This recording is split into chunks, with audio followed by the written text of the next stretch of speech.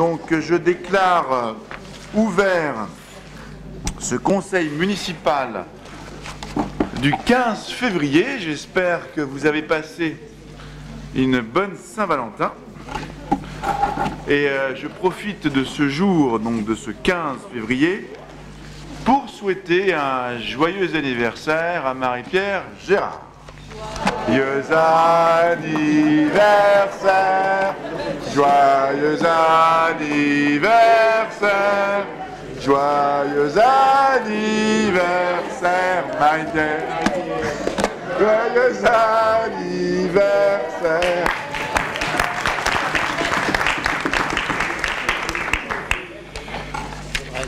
Les choses étant faites, Marie-Pierre Gérard m'ayant indiqué qu'elle ne souhaitait pas faire de discours pour son anniversaire à cet instant, elle peut arroser son anniversaire, je vous propose d'engager immédiatement notre séance, qui ne devrait théoriquement pas être trop longue, par la désignation d'un secrétaire de séance en la personne de Madame Cerclet, s'il n'y a pas d'autres candidats ou oppositions, et demander immédiatement à Madame Cerclet de procéder à l'appel nominal.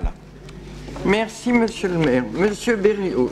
Présent. Madame Cerclet, présente. Madame Coulon. Présente. Monsieur Cochère a donné pouvoir à Monsieur Caspi. Monsieur Caspi. Présent. Madame Drey. Oui, présente. Madame Soulis. Monsieur Delecroix a donné pouvoir à Monsieur Roche. Monsieur Roche. Présent. Monsieur Launay. Présent. Madame Camara. Madame Viscardi. Présente. Madame Lerêtre. Monsieur Péteny. Présent. Monsieur Cipriano. Présent. Madame Carpentier. Monsieur Breton. Madame Fiastre a donné pouvoir à Madame Carpentier. Monsieur Combe va donner pouvoir à Madame Drey. Madame Gautran. Madame Chabot. Monsieur Cairez. Madame Jurado a donné pouvoir à Monsieur Dubois. Monsieur Dubois. Madame Bonamour du Tartre. Monsieur Guillard. Madame Jandier. Monsieur Cohen. Madame Lécuyer. Monsieur Baillet. Madame Depiquer. Monsieur Fievet. Monsieur Verneau. Madame Chazette a donné pouvoir à Monsieur Gaillard. Monsieur Gaillard. Madame Luciani. Monsieur Leroy. Madame Ribeiro. Absente. Monsieur Brunet a donné pouvoir à Monsieur Leroy. Monsieur Clodon. Là, il a donné pouvoir A donné pouvoir à Madame. de Fontaine-Vive, non? Madame de Fontaine-Vive. C'est ça? Oui. Madame de Fontaine-Vive. Madame Lagarde. Monsieur Cousin a donné pouvoir à Monsieur Berlioz. Madame Gérard. Monsieur Tessier a donné pouvoir à Madame Gérard. Madame Bouffard-Savary. Monsieur Laurent. Madame Thèves. Et Monsieur Déamorim. Absent. Voilà, il n'y a que 2 personnes absentes non représentées. Donc nous avons le quorum. Le conseil municipal peut donc délibérer valablement. Avant d'entamer les questions d'actualité, j'aimerais revenir vers vous concernant l'épisode de crue. Et d'ailleurs, on pourrait faire également de même sur l'épisode neigeux. Ça me donne l'occasion de saluer le travail du personnel communal qui a été mis à rude épreuve depuis un mois, travaillant beaucoup, notamment la nuit, avec une intensité et une volonté de continuité de service public qui fait honneur au service public municipal. Nous avons en quelques chiffres 30 brèches qui ont été fermées par les services municipaux, 70 autres communément avec le département du Val-de-Marne. Ce sont 25 agents des services techniques qui ont été dépêchés pour la mise en sécurité du territoire, 17 agents des services techniques en astreinte crue. Nous avons rempli, ce qui a l'air un peu simpliste comme propos, mais malgré tout rempli 500 sacs de sable. C'est jamais une opération facile. Et ensuite déployer sur la ville, là où on en avait besoin. C'est 400 barrières de police qui ont été installées. C'est 337 heures supplémentaires qui ont été à cette occasion engagées, Madame Coulon. C'est 60 parpaings pleins qui ont été installés. La fabrication de 2 échelles par le service menuiserie de la ville pour donner accès aux péniches, avec d'ailleurs un incident aux péniches, sur le quai Chaken, puisqu'on a eu une péniche qui a eu un souci d'amarrage. Il y a 12 bastings qui ont été posés. La fourniture et la pose matérielle pour sécuriser l'amarrage des péniches, je viens de l'indiquer.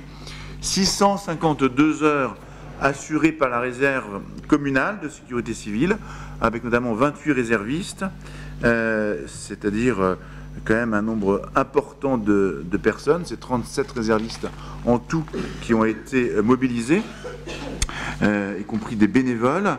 Merci à eux. Ce soir, je suppose qu'ils se sont reposés, mais souvent il y en a dans le public. En tout cas, merci à eux.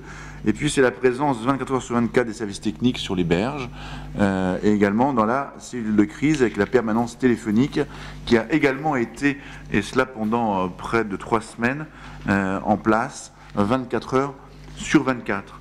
Je crois que ça a été un épisode difficile pour les services, inquiétant pour les Saint-Mauriens, mais qui a été géré dans la difficulté, mais convenablement, avec des dégâts les plus importants entre le pont de Chenevière et le pont de Champigny.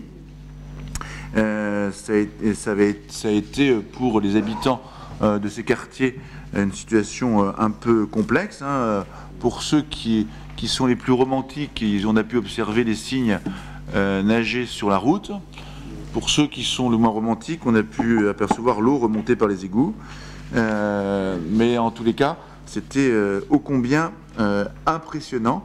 Voilà un peu ce que je voulais vous dire. 57 riverains nous ont informé avoir subi des inondations par capillarité à la proximité immédiate du secteur dont je viens de vous parler. 2 riverains n'avaient plus du tout d'électricité. Un immeuble a vécu 4 semaines de pompage intensif, si je puis dire, avec un risque d'ailleurs d'évacuation que nous avons finalement réussi à éviter dans la dernière nuit, mais ce n'était pas chose aisée. Les chemins de promenade ont été entièrement inondés, ce qui supposera un effort pour les remettre en état important, y compris en termes financiers. Et les chaussées et trottoirs ont également été assez largement inondés, ce qui nécessitera aussi un investissement important pour les remettre en état. Ce qui, par conséquent, m'a conduit à demander à la préfecture du Val-de-Marne que Saint-Maur soit reconnu en état de catastrophe naturelle, et par publication au journal officiel de l'arrêté interministériel portant reconnaissance de l'état de catastrophe naturelle pour les inondations et les coulées de boue du 15 janvier au 5 février 2018 pour la commune de Saint-Maur-des-Fossés, qui a été pris le mercredi 14 février. Voilà ce que je voulais vous dire, ce qui signifie que pour ceux qui ont besoin notamment d'une assurance et d'une aide pour les assurances, eh bien, la ville pourra les accompagner et on peut espérer une reconnaissance et un accompagnement maximum. Voilà ce que je pouvais vous dire pour la crue de la Marne.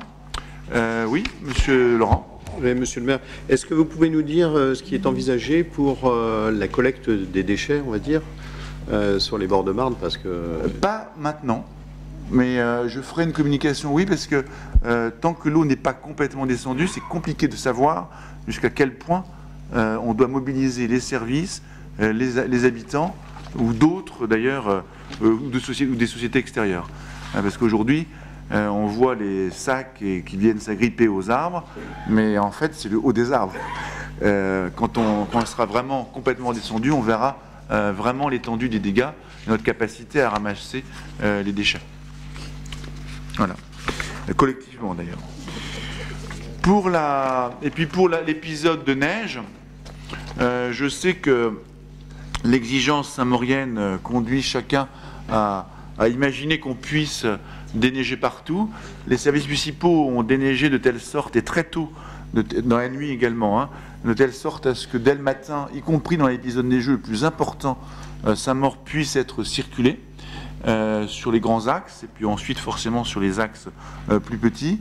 On l'a fait également très tôt dans l'après-midi de la première journée, ce qui a conduit à rendre Saint-Maur praticable, mais comme autour de nous, les choses ne l'étaient pas, pour une partie est de la ville, c'est devenu rapidement un enfer, puisqu'on ne pouvait plus accéder à Chenevière et à Champigny par les voies issues du pont de Chenevière, puisque la côte de Chenevière était fermée, ce qui a conduit à vraiment d'énormes embouteillages du côté de Bac-Kléber, enfin par là-bas, donc du côté de la Varenne.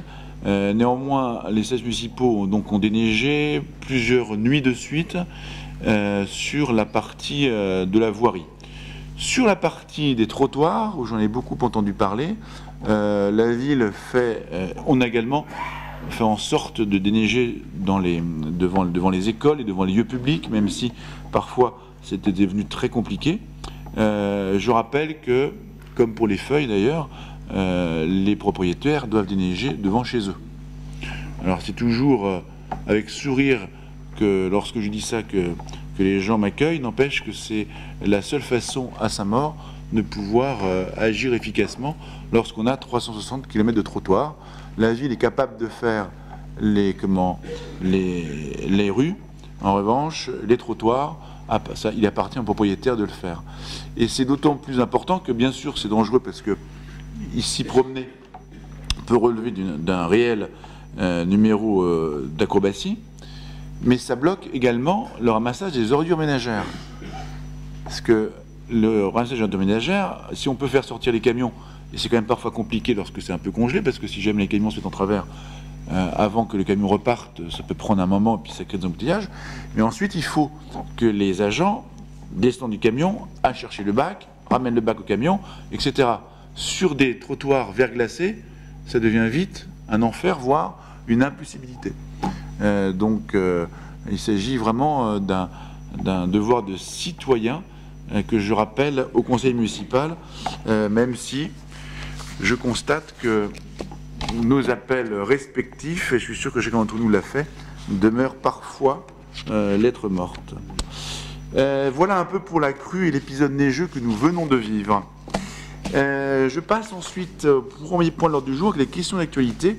Et c'est Madame Bouffard-Savary, pour Saint-Maur écologique et solidaire, qui a tenu à nous poser 3 questions. Commencer peut-être par la première. Oui, on va commencer par la première. Monsieur le maire, mes chers confrères. Donc, la première question porte sur la fermeture et ouverture de classes à Saint-Maur à la rentrée 2018-2019. Et donc, votre analyse. Donc, la question est la suivante. Plusieurs classes pourraient être fermées à la rentrée 2018-2019. 3 en maternelle, à Champignol, Lapie et Nicolas Gatin, et 3 en primaire, le parc Est, les Mûriers d'Hydro, sachant que la confirmation de ces projets de fermeture devrait intervenir en mai prochain. Donc la question est la suivante. Comment analysez-vous cette situation et y aurait-il lieu à s'y opposer? Merci. Alors, les ouvertures, les fermetures de classe, c'est tous les ans, à peu près à la même période, une situation qu'on rencontre. Moi, j'ai tendance à penser que la démographie aidant, lorsque la démographie nécessite une ouverture de classe, il faut se battre pour ouvrir les classes. Et puis, lorsque la démographie conduit à fermer une classe, voilà, il y a des années où on ferme, des années où on ouvre. Au fond, ça ne devrait pas être un sujet. Là où ça devient un sujet, et c'est le cas aujourd'hui, c'est que dans la prolongation des années précédentes, on a, en Ile-de-France surtout, il y a eu une première réforme, vous savez, plus de maîtres que de classes. Plus de maîtres que de classes, c'est pas compliqué, hein, comme en Ile-de-France on ne peut pas recruter, ça signifie qu'on enlève des maîtres quelque part ou qu'on rajoute des élèves quelque part. Et ce sont sur des villes comme Saint-Maur qu'on se retrouve le plus pénalisé, avec des fermetures de classes liées à cette réforme, non pas liées à une démographie, mais liées à une annonce qui conduit à avoir, sur des endroits précis, plus de maîtres, et c'est tant mieux pour ceux qui en ont besoin, mais ça veut dire qu'ailleurs on en a moins, parce que tout simplement on ne sait pas recruter ni en moyens, ni en quantité, ni même en qualité. Parfois, on arrive à des situations extrêmement précaires. Il faut savoir qu'en Ile-de-France, plus de 4 recrutements sur 10, ce sont des vacataires. Il faut le savoir. Et ce n'est pas une petite affaire. Et là, les dispositions qui viennent à nouveau s'agréger aux années précédentes, c'est-à-dire les REP+, comme on dit, eh bien, ça alimente de façon encore plus forte le manque d'enseignants, qui n'est pas lié donc à la démographie, mais bien lié à un transfert d'enseignants d'un endroit à un autre. Et de ce point de vue-là, oui, il y a lieu de s'y opposer. Il y a lieu de s'y opposer. Parce que si on comprend bien tous l'objectif dans les zones qui sont en difficulté de pouvoir renforcer l'enseignement, en revanche, on touche aussi des limites dans les zones dites favorisées, où on doit aussi avoir devant des enfants des enseignants qualifiés et en nombre suffisant. Donc de ce point de vue-là, oui, on doit pouvoir, il faut s'y opposer, et c'est ce que nous faisons d'ailleurs. Voilà. Avec l'inspecteur d'académie. Oui, pas uniquement, avec la directrice, surtout. Oui, avec les l'académie. Bien sûr. Bien, merci. Il ne faut pas oublier non plus que s'il y a un problème de recrutement, on a aussi fermé les IUFM pendant un certain nombre d'années, donc ce qui peut poser un problème de formation. Si vous voulez. Maître, hein. Si vous voulez. La deuxième question. Et on a créé un master. Voilà. Alors au fond, les choses vont et viennent. Ce que j'observe simplement, c'est qu'il faut faire attention, et je crois qu'on peut se rejoindre là-dessus, il faut faire attention à ne pas déshabiller Paul pour habiller Jacques. Et qu'il y a un moment donné, les Saint-Mauriens ne peuvent pas, sous prétexte que nous serions une population sociale aisée ou favorisée, se retrouver avec des déficits en matière d'enseignement. Surtout au moment où on veut corriger par l'école l'hérédité sociale, c'est pas en s'appuyant uniquement sur une capacité à une catégorie socio-professionnelle de progresser, de faire progresser les enfants, et en abandonnant l'école publique. Voilà. Alors, ça, c'est mon point de vue. Donc sur ce dossier, on va compter sur votre pugnacité, monsieur le maire. Pardon ? Je dis sur ce dossier, on va compter sur votre pugnacité, justement, pour essayer de... Je compte sur votre soutien. Peut-être vous l'aurez dans ce cas-là, oui. Deuxième question. Elle concerne la sortie de Saint-Maur d'Infocom et le coût pour la ville, compte tenu des finances qui sont en situation plus difficile. Donc la question est la suivante, il y a deux questions en fait.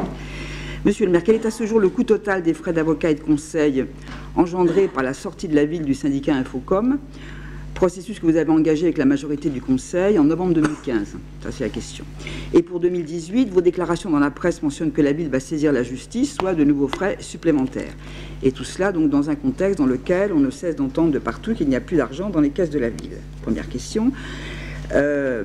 Sachant que, je voulais encore faire un commentaire là-dessus, vous engagez la ville dans un processus fort coûteux, alors que la situation apparaît bloquée, puisque après 2 ans de négociations, les membres du syndicat ont voté contre la sortie de Saint-Maur à une majorité écrasante, 26 voix sur 33, ce qui veut dire aussi que vous n'avez pas eu les votes donc, de votre famille politique. Donc on peut également s'en étonner. Le deuxième point, deuxième question, c'est n'y aurait-il pas moyen d'avoir une position plus conciliante pour sortir de cette situation ? Et à cette occasion, je voudrais rappeler qu'on ne peut que s'interroger sur le fait que la ville ait abandonné la présidence de ce syndicat, présidence qu'elle assurait depuis fort longtemps et encore en 2015 lorsqu'elle a entamé sa démarche de retrait, alors que cette présidence lui permettrait justement d'orienter le fonctionnement de ce syndicat en fonction de ses propres attentes. Voici les deux questions. Merci, monsieur. Merci, madame Fasvari. Bon, il y a vraiment plusieurs questions dans votre question. D'abord, c'est précisément parce que nous étions plus en situation de pouvoir orienter le syndicat sur des sujets qui nous tenaient à cœur que nous souhaitons en sortir. Alors, présider un syndicat dont on veut sortir, vous comprendrez qu'il y a là un paradoxe qu'on peut certes assumer, mais qui ne me paraît pas, malgré tout, de bonne loi. Alors, pourquoi est-ce qu'on souhaite sortir d'Infocom ? D'abord, le coût en frais d'avocat. C'est important, c'est 31 000 €. Donc, c'est important, ça signifie, puisque Infocom a indiqué qu'il y avait 100 000 € de dépenses, ça veut dire qu'Infocom a engagé 70 000 € pour pour organiser la sortie de Saint-Maur, et notamment la rédaction d'un protocole que Infocom d'ailleurs n'a même pas soumis au vote, puisque ce que vous indiquez, c'est le vote relatif à la sortie d'une ville d'un syndicat, non pas sur le protocole. La seconde chose, c'est que si dans un syndicat où nous avons délégué des prestations, où on leur demande des prestations, si dans un syndicat on ne peut pas sortir, la conclusion c'est qu'il ne faut surtout pas y rentrer. Parce que si y rentrer, ça suppose aliéner définitivement la liberté de choix d'une commune, ça pose un problème. Et je pense que ce problème mérite d'être tranché, parce que ça vaut à ce moment-là pour l'intégralité des syndicats que nous pourrions, vers lesquels nous pourrions aller à l'avenir, mais ça vaut aussi, c'est pas inutile, que Infocom et les futurs adhérents d'Infocom sachent que si jamais ils y vont, ils ne pourront jamais en ressortir. Et puis, sur le fond, parce qu'au fond, c'est ça qui est important. Infocom, cela coûte à la ville environ, pour faire simple, quelque chose comme 600 000 €. C'est pas rien, 600 000 €. Hein. Alors vous me direz, c'est fiscalisé. C'est-à-dire que c'est pris directement sur l'impôt des Saint-Mauriens. Vous avez une ligne, syndicat Infocom. Mais 600 000 €, c'est pas rien, c'est le syndicat qui revient le plus cher par habitant de tous les syndicats d'Île-de-France. C'est ça Infocom. Bon, mais après tout, on peut se dire, si c'est le prix, ça vaut. Simplement, nous considérons que pour 600 000 €, on a 600 000 € de logiciel, c'est quand même ça l'histoire. Hein. Pour 600 000 €, on n'en a pas pour notre argent. On n'en a pas pour notre argent, et on a des vrais sujets sur lesquels nous souhaiterions aller plus vite, aller mieux pour les habitants, et que Infocom oppose des fins de non-recevoir, non pas parce qu'ils ne savent pas, non pas d'ailleurs parce qu'ils ne veulent pas, mais parce que les demandes de Saint-Maur ne sont pas celles d'autres communes, parfois plus petites, parfois plus grandes, il n'y en a qu'une seule qui est plus grande, et qui n'ont pas les mêmes besoins que la ville. Alors je vais prendre deux exemples. Nous souhaitons, nous, développer une application qui permette d'avoir sur son smartphone l'intégralité du portail famille. Bon, c'est le fameux Agora. Et il se trouve que Infocom ne souhaite pas, et Agora d'ailleurs a indiqué qu'il ne souhaitait pas non plus avoir d'appli, de dispositions responsives. Bon, très bien. Simplement, on se trouve complètement bloqué.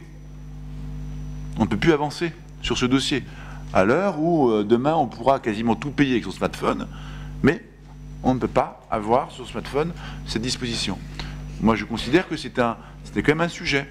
Et c'est un sujet parce que dans l'organisation des services et dans notre capacité également à nous transformer et adapter le service public, si on ne peut pas avoir des solutions numériques et informatiques qui nous permettent de le transformer, eh ben on se retrouve bloqué. Donc voilà un exemple, par exemple, c'est pas faire offense à l'un ou à l'autre de leur capacité, simplement, ça ne répond plus aux besoins de la ville. Je vous rappelle que pour 600 000 € logiciel, c'est quand même ça, on devrait quand même en avoir pour notre argent. Je peux dire qu'aujourd'hui, on en a plus pour notre argent. Mais c'est le cas également, par exemple, pour la gestion d'autres applications plus simples, puisqu'on cherchait une gestion des congés sur chaque poste des agents qui nous permettrait de mettre fin aux feuilles qui circulent. Bon ben voilà, c'est une disposition aujourd'hui qui n'est pas disponible par Infocom. Bon voilà, j'ai pris deux exemples, l'un vis-à-vis du grand public, l'un vis-à-vis de notre organisation interne. C'est la raison pour laquelle on souhaite sortir d'Infocom, parce que la conséquence de cette impossibilité à nous offrir les services que l'on souhaite, c'est que on a 500 000 €, presque 600 000 d'un côté en dépenses fiscalisées, mais de l'autre, on a aussi 1,1 million de dépenses internes de nos services informatiques. Donc si on additionne les deux, ça veut dire que maintenant on est à près de 1,8 million, parce que c'est un peu plus d'1,1 million sur le sujet. Ça commence à faire quand même beaucoup. Alors si on ne peut pas supprimer nos services informatiques parce que c'est un service public et qu'on ne peut pas sortir d'Infocom parce que c'est un syndicat, on se retrouve avec une dépense qui devient astronomique pour un résultat extrêmement faible. C'est la raison pour laquelle moi je continuerai à demander la sortie d'Infocom. Et puis, si on ne peut pas sortir d'Infocom, il faudra prendre des dispositions beaucoup plus radicales sur le service public municipal. Parce qu'on ne peut pas payer deux fois. Et à un moment donné, on a une situation qui n'est pas viable. Et quand je parle du 1,1 million, c'est uniquement en fonctionnement pour la ville. Parce que vous avez la partie investissement qui est pas tout aussi importante, mais qui relève de plusieurs centaines de milliers d'euros. Voilà ce que je voulais vous dire sur Infocom. Je vous remercie de votre question. Je voudrais juste compléter sur un point. C'est quand même. Vous ne complétez pas mon propos, mais complétez votre réponse. Votre réponse, oui, excusez-moi. Infocom, je le dis juste dans les informations. Infocom 94 a été retenu au niveau national pour modéliser l'ouverture des données des collectivités locales. Donc c'est quand même, je veux dire, c'est quand même un signe de performance et de bonne qualité. Je présume qu'il y avait une très forte concurrence pour ce type de prestations. Donc on ne peut pas considérer qu'Infocom ne soit pas pertinent en matière informatique. Et puis, le deuxième point, il me semble que c'est très cher payé, je veux dire, les quelques exemples que vous avez cités. Et le troisième point, c'était la question, c'est ne pourrait-on avoir une position plus conciliante pour essayer de sortir de cette situation qui coûte très cher, en fait, qui va nous coûter très cher. Je veux bien avoir une parce que position là, les avocats, etc., c'était les deux parties. Il y avait les avocats de la commune, il y avait les avocats d'Infocom, etc. Il y a eu un processus de négociation. Donc c'est quand même assez curieux qu'on n'arrive pas à aboutir au bout de 2 ans. Voilà. Donc, je suis d'accord avec vous. Mais il ne faut pas se tromper. C'est des coûts qui sont quand même importants. Alors qu'on est les là frais d'avocat chercher... n'ont pas été, les frais, en tout cas que nous avons engagés, n'ont pas été pour nous affronter, mais pour rédiger un protocole qui a été rédigé. Ce qui est scandaleux, c'est que ce que nous avons dépensé, nous souhaitions le présenter. Ce que Infocom a engagé, 70 000 euros, a priori, soit 1/6, même plus que ça fait presque, on va dire 1/6 de la contribution annuelle de Saint-Maur a été consacrée par Infocom à ça. Et ils n'ont même pas proposé au comité syndical le protocole qui pourtant avait été rédigé et accepté des deux côtés. Alors après, les histoires politiques des uns des autres, au fond, m'intéressent assez peu, mais le fait qu'on ait travaillé sur un protocole montre qu'on était sur la conciliation. Et là, désormais, si on nous oblige à aller à l'affrontement, on ira à l'affrontement. Mais encore une fois, 600 000 euros de logiciel, ça fait quand même beaucoup. C'est beaucoup. Surtout pour des logiciels qui, pour partie, ne nous satisfont pas. C'est beaucoup. Sachant qu'il y a des villes qui ont fait des évaluations sur le coût, justement, sans être membre du syndicat, et un autre coût pour les villes qui étaient membres du syndicat, et à taille égale, c'est un coût supérieur de 20% en coût complet. Moi, j'ai pas connaissance de ça. Si, vraiment, j'ai connaissance d'une étude sur Infocom qui montre des erreurs de gestion gravissimes. Oui, donc ça, c'est le... Mais je vous parle de l'étude récente qui a été faite en 2016. Ah, oui. Bon. Question 3. Il s'agit, c'est les suites de la vente de la maison des associations et quelle occupation avant démolition.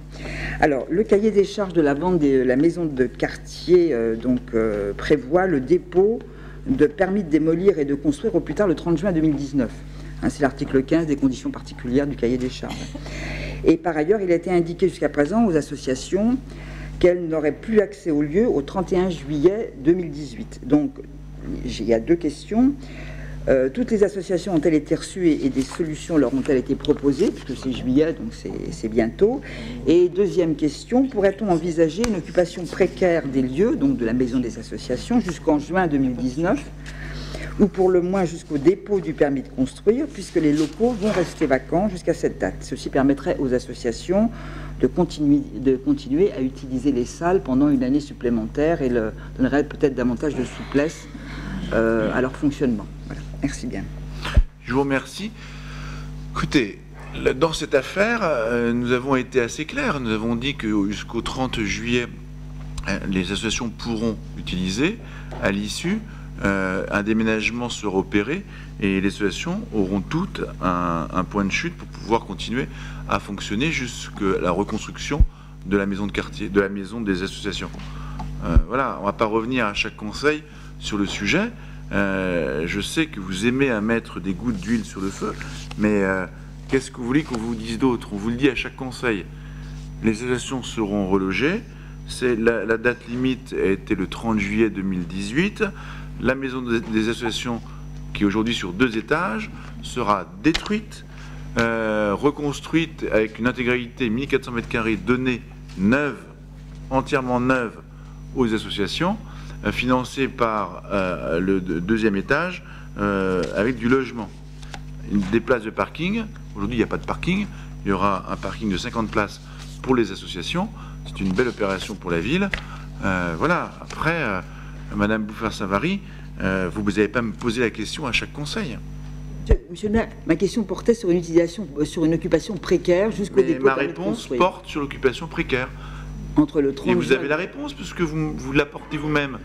La deadline, la date limite, pardon, oui, c'est le 30 juillet 2018. Donc pas d'occupation précaire. Et de toute façon, l'occupation, Madame Bouffard-Savary, est toujours vous faites précaire. Référence, hein, c'est un conseil municipal.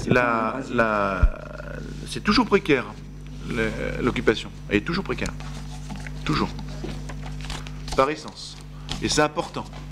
C'est important parce que si chacune des associations venait à ne pas avoir une occupation précaire, ça signifierait qu'on soit obligé de donner un local non mutualisé à des associations, et là on serait incapable d'accueillir les associations à Saint-Maur. Donc par essence, c'est toujours précaire. Mais moi j'ai tout à fait confiance dans cette public municipale et notamment dans ma première adjointe pour mener à bien ce dossier. D'ailleurs, je crois qu'il me sera présenté de façon presque définitive la semaine prochaine et les associations seront informées au fur et à mesure. Je ne suis pas très inquiet du tout de ça. Voilà, je vous remercie pour toutes vos questions en tout cas. Je passe au point suivant de l'ordre du jour. Je vous informe que le point numéro 4 de l'ordre du jour est retiré. Je le retire afin de laisser poursuivre le processus de marché public lié à DSP et pour recaler ces tarifs in fine. Je vous demande d'approuver le procès-verbal de la séance du conseil municipal du 18 janvier 2018. Y a-t-il des questions? S'il n'y a pas de questions, je soumets à l'approbation. Qui s'oppose, qui s'abstient? Je vous remercie. L'élection de représentants à l'association Cap des Maths. Donc là, ça renvoie à un des éléments d'ailleurs que nous venons dont nous venons de parler avec Infocom. Mais cette fois-ci, c'est une liaison avec le Cyperec, Orange et une solution de gestion de la relation usagée, dit en langage abrévié GRU. C'est une solution qui est une solution dite libre, et donc pour pouvoir la faire progresser, une association de collectivités utilisant la solution de GRU s'est constituée, et pour la faire progresser, que chacun apporte et puisse apporter sa brique à ce logiciel libre. Et donc il est demandé au conseil municipal de bien vouloir accepter que la ville adhère à l'association Cap des Maths, qui aura comme objectif de continuer à faire progresser ce logiciel libre avec les autres collectivités adhérentes. Et je vous propose deux candidatures. L'une de notre élu en charge du numérique, c'est Marc Cohen, et l'autre d'un membre de l'administration municipale qui sera désigné par le directeur général des services. Voilà. Vous avez des questions? S'il n'y a pas de questions, est-ce qu'il y a d'autres candidats que ces deux candidats? S'il n'y a pas d'autres candidats que ces deux candidats, est-ce que vous m'autorisez à faire un scrutin public? Si vous m'autorisez à faire un scrutin public, est-ce qu'il y a des oppositions? Est-ce qu'il y a des abstentions? Une. Alors, on y va. 2, 3, 4, 5, 6, 7, 8, 9, 10, 11 abstentions. Je vous remercie. Autorisation donnée au maire de déposer une déclaration préalable pour des travaux de réfection de la toiture du groupe scolaire Miscavel. Je crois que c'est un sujet important puisque structurellement on a un défaut, que la garantie décennale, pour des raisons diverses et variées, n'a pas pu être enclenchée, et donc il nous appartient d'assurer le clos et le couvert, c'est l'objet de cette délibération. Vous avez des questions? Oui, Monsieur Laurent, je vous écoute. Merci, Monsieur le maire. Mais à chaque conseil municipal, nous avons l'éloge de votre bonne gestion grâce à de nouvelles mesures prises. Le problème, c'est que nous, de l'opposition, on entend cela depuis 2008. Alors, vous êtes aux commandes depuis 10 ans maintenant. Alors, d'abord en tant que responsable de l'urbanisme pendant 6 ans, et puis maintenant maire depuis 2014. Alors, que nous apprend ce dossier ? De graves problèmes dans la réalisation du chantier de construction en 2004, conduisant à des malfaçons, des dysfonctionnements dans les équipements. 4 ans plus tard, en 2008, vous êtes en responsabilité. Que se passe-t-il alors pendant les 6 années du mandat pour résoudre toutes les difficultés rencontrées dans le quotidien, notamment les fuites déjà constatées? Car le temps presse, tout le monde sait que si la responsabilité de l'entreprise est engagée dans des malfaçons, l'assurance décennale doit jouer, comme son nom l'indique, pendant 10 ans, soit jusqu'en 2014. Alors, une décision concernant le remplacement de la toiture de la rotonde maternelle a été prise, alors financée par la ville.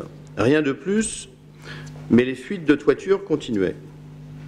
La décennale de l'entrepreneur n'a jamais été appelée et est dorénavant échue. Résultat, les coûts supportés ou à supporter pour faire face à tous les désordres le sont par le contribuable. Depuis 2014, année de votre élection, les nombreuses fuites ont continué de dégrader la structure. Pourquoi avez-vous attendu 4 ans pour réagir? Maintenant, les fuites nécessitent de reprendre cette toiture avec des modifications structurelles. Par ailleurs, il y a aussi d'autres mesures à prendre concernant le système de chauffage et d'électricité.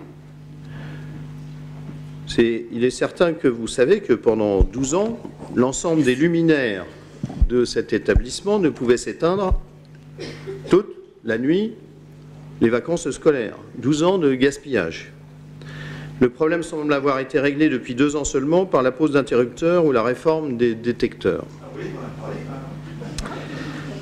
Le chauffage n'est toujours pas régulé.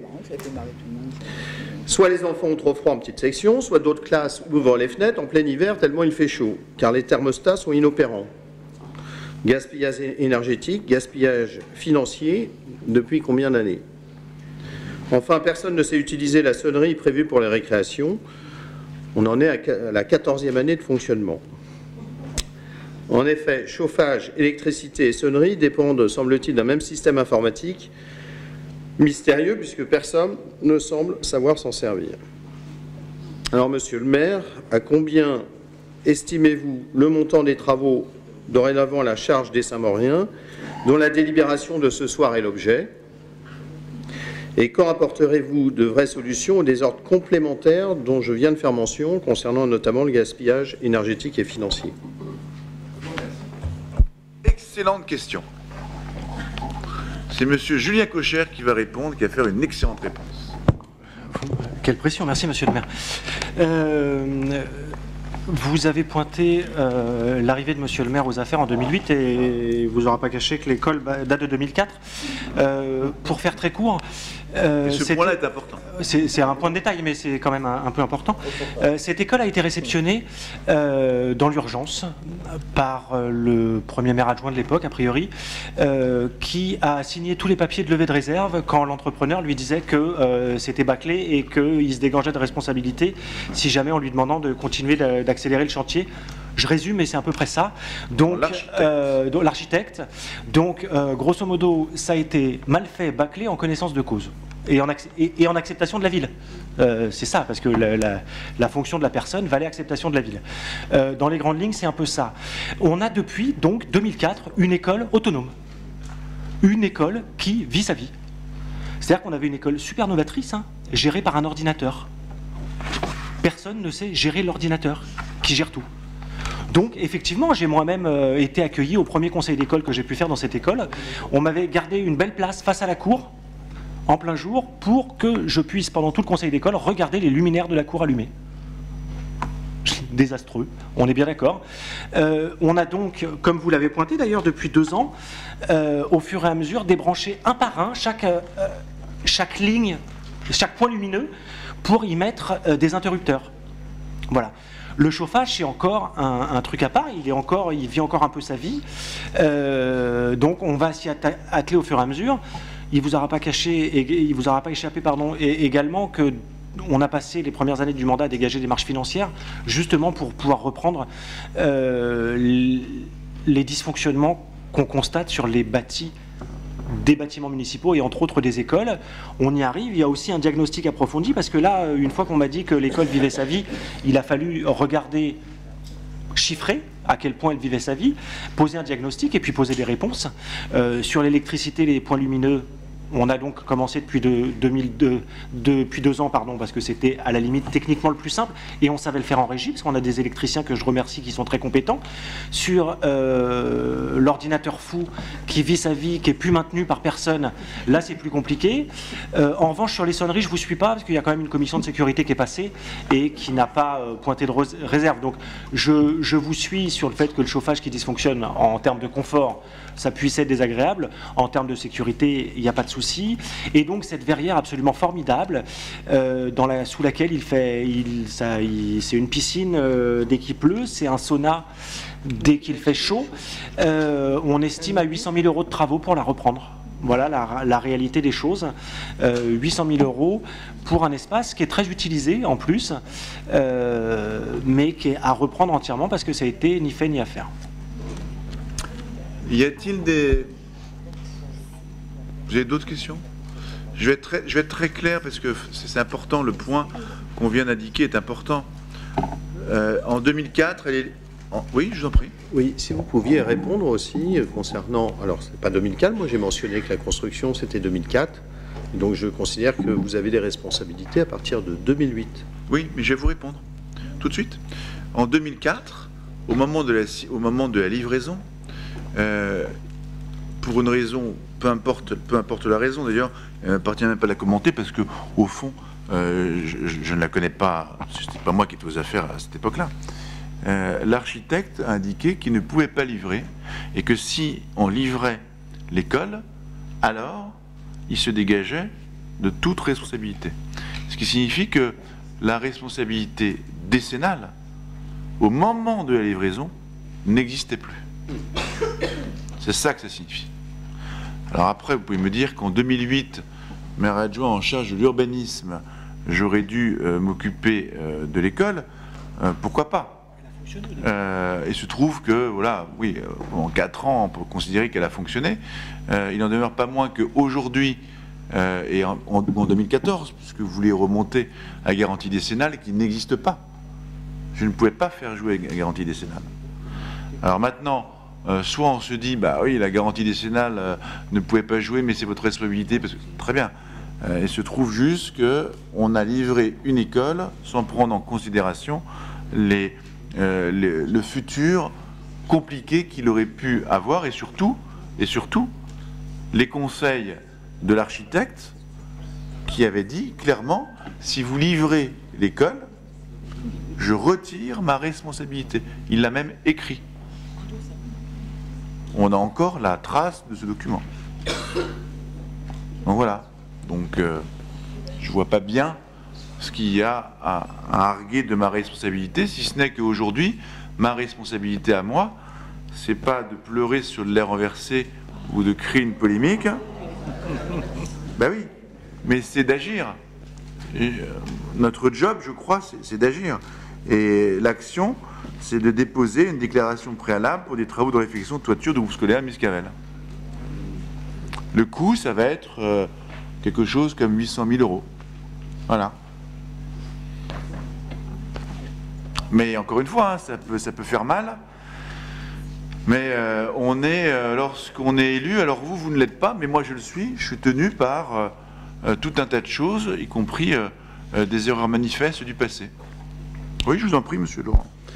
C'est bien pour ça que j'ai rappelé votre responsabilité depuis 2008, ce qui signifie que même s'il n'y a pas à faire appel à une décennale qui est nulle et non avenue, il y avait des travaux à faire, puisque les fuites, elles sont connues depuis environ la même date. Hein. Je ne sais pas si c'est avant 2008. Déjà, ça devient moins précis, là. C'est-à-dire que pour accuser ma responsabilité, là vous donnez une date, mais quand vous dites ça fuit depuis... Au moins 2008. Au moins 2008. Voilà. Vous savez pas donc, pourquoi ne pas avoir engagé des travaux déjà depuis un certain temps concernant la toiture? J'ai mentionné la rotonde maternelle, puisque là il y a eu une décision, mais pour le reste... Moi je crois que vous avez l'accusation un peu facile. Moi je crois simplement qu'en 2008, l'école avait été livrée depuis 4 ans, qu'à ce moment-là, on essayait de la faire fonctionner dans les conditions que Julien vient d'indiquer, avec, encore une fois, un défaut de livraison tellement manifeste qu'au bout d'un moment, on se dit, voilà, on n'arrive pas à la faire fonctionner. Et aujourd'hui, depuis 2014, donc depuis que je suis maire, aux responsabilités que j'assume, on prend nos responsabilités et nous investissons dans cette école comme dans d'autres écoles. Mais si vous voulez vous accrocher au fait que j'ai été un jour responsable, je peux vous dire j'ai été responsable et vous êtes irresponsable. Oui, monsieur le maire, pour compléter, cette école était tellement novatrice dans son utilisation de la domotique qu'il y a eu aussi un temps où raisonnablement, les gens pensaient que c'est les services techniques qui ne savaient pas s'approprier cette modernité. Il y a eu un temps de questionnement en disant c'est pas possible, le bâtiment est tout neuf, je ne sais pas m'en servir. Et il y a des gens qui ont joué un peu sur cette corde sensible. Il y a un moment, il a fallu se rendre compte que c'est pas les gens qui savaient pas se servir de l'école, c'est la domotique qui n'était pas fonctionnelle et opérationnelle. Voilà. Mais vous savez, c'est normal que vous pointiez le fusil. C'est Jean-Louis Beaumont qui disait « Vous avez un fusil à tirer dans les coins ». C'était son expression. Je ne sais pas si ceux qui ont siégé ici s'en rappellent. Alors à l'époque, c'était moi qui devais être visé, je crois. Mais oui, vous avez de l'avenir. Mais je me rends compte, là, c'est vraiment le fusil à tirer dans les coins. Parce que vous connaissez... En réalité, parce que Julien Kocher n'a pas désigné, et il ne le fera pas, et moi non plus, mais vous connaissez qui est responsable. Vous connaissez la date et vous connaissez la cause. Mais vous préférez utiliser un fusil à tirer dans les coins. Coin. Allez, je soumets à votre approbation et je vous invite à ne pas voter à délibération si vous ne le souhaitez pas et si vous êtes contre l'action de l'investissement de la ville de Saint-Maur. D'ailleurs, sur un budget que vous n'avez pas voté. Je soumets à votre approbation. Qui s'oppose? Ah.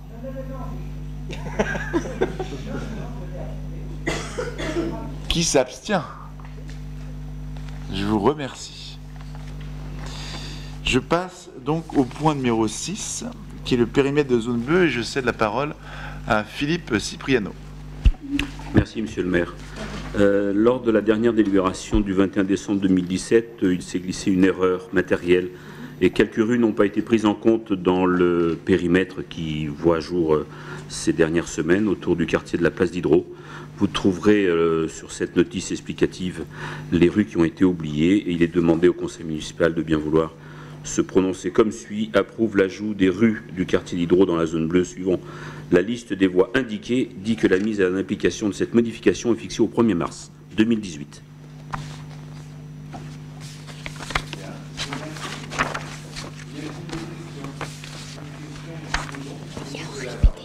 Oui, une question pour comprendre quelle était l'erreur matérielle, s'il vous plaît.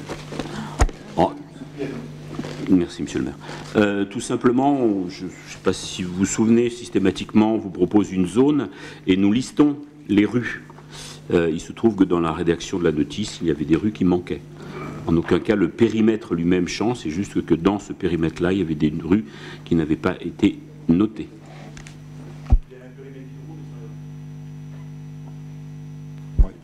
Enfin, on était du coup juste un petit peu surpris, parce qu'en plus dans le Saint-Maur Info, il y a de nouveau pas les rues qui sont citées, donc ça fait 2 erreurs matérielles, mais bon, enfin, dont acte.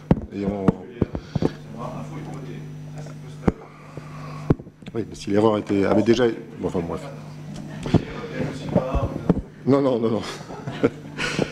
Non, mais bon, voilà, enfin, c'est une extension supplémentaire de ces zones bleues qui nous semble quand même, là encore... excessive. On s'est déjà exprimé plusieurs fois sur le sujet, donc nous nous opposerons à cette délibération. Oui, juste pour rappeler que nous avions convenu la dernière fois d'avoir donc diffusion du plan correspondant. C'est pratique. Donc voilà, je renouvelle puisque c'était... Le plan entier sera diffusé avec toutes les rues dans le Saint-Maur-Info, de telle sorte à ce que l'exhaustivité et les erreurs matérielles ne puissent plus être invoquées par M. Philippe Cipriano. D'accord, M. Cipriano? Et Madame la directrice sera réveillée. Je vous remercie. Je soumets à votre approbation. Qui s'oppose? 5. Oui, merci. 5, 6. 6 oppositions. Qui s'abstient? J'ai raté une opposition? 7 alors. Oui, pas ça. Et une abstention. Je vous remercie. Autorisation donnée au maire de déposer un permis de construire et une autorisation de travaux pour des travaux réglementaires de sécurité de l'école primaire Michelet. Donc là, vous avez les éléments sous les yeux également. Y a-t-il des questions? Monsieur Laurent. Monsieur Laurent, vous avez la parole. Merci, monsieur le maire. Bon, avec Excel, c'est facile de calculer que cela fait 338 jours qu'il y a eu cette décision de la commission. Alors, pourquoi attendre 338 jours pour présenter cette demande de dépôt de permis de construire? C'est un établissement donc fréquenté par le public, des enfants, les parents, le personnel. Il n'est pas conforme pour les risques incendie et panique. Donc pourquoi ne pas avoir mis en œuvre les travaux nécessaires pour la rentrée scolaire 2017? Ce qui apparaissait en tout cas sans doute évident s'il y a peut-être des détails, des précisions à apporter. Donc ça, il faut pouvoir les partager entre nous. Mais donc on aurait gagné 6 mois pour être conforme sur quelque chose d'important. Voilà, merci. Je vous remercie, ça fait aussi 8136 heures. Pardon, il faut passer derrière. Monsieur Denis Laurent, il n'y a qu'à Faucon. Il n'y a qu'à Faucon. Voilà, c'est-à-dire 338 jours, m'avez-vous dit. Vous avez idée de l'ampleur des travaux ou pas? Non, mais parce que... Vous êtes là pour répondre, hein, D'accord. Alors donc je vais essayer de vous répondre. Il y a différents paramètres pour répondre à l'évolution et à la mise en conformité du bâtiment, notamment sur les cages d'escalier, sur la création d'ouvrants, pour répondre donc à la mise en sécurité du bâtiment, qui ont nécessité des études assez conséquentes. On ne répond pas, enfin je veux dire... C'est une école, il faut que ça vive.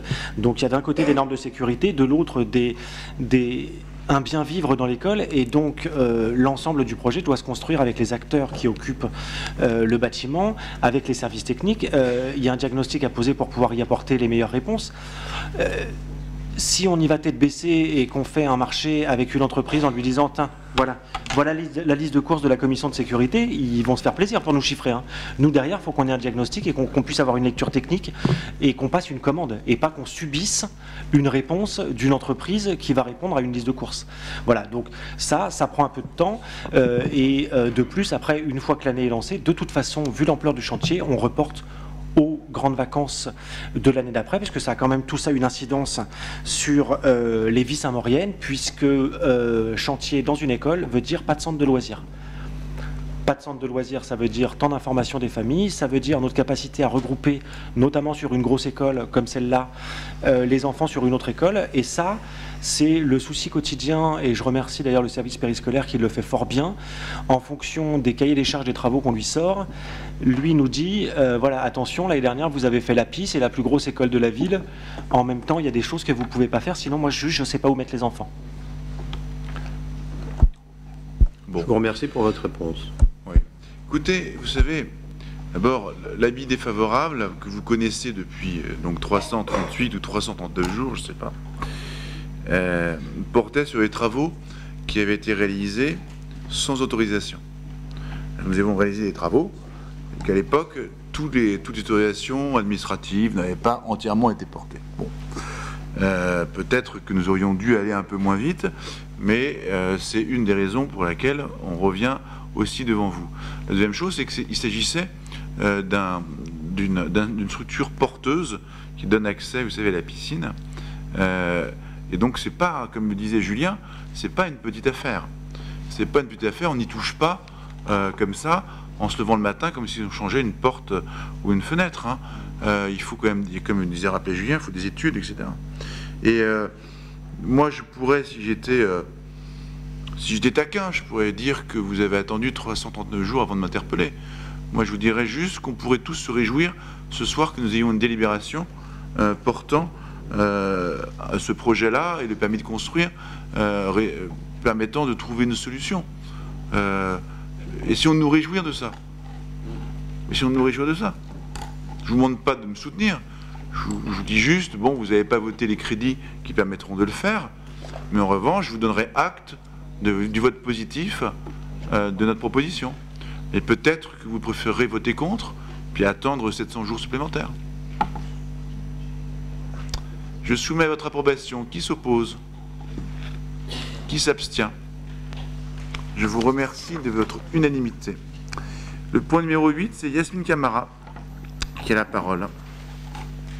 Merci Monsieur le maire. Il s'agit d'une modification des tarifs de la location de la boutique éphémère qui connaît un franc succès depuis son ouverture l'année dernière, il y a un an.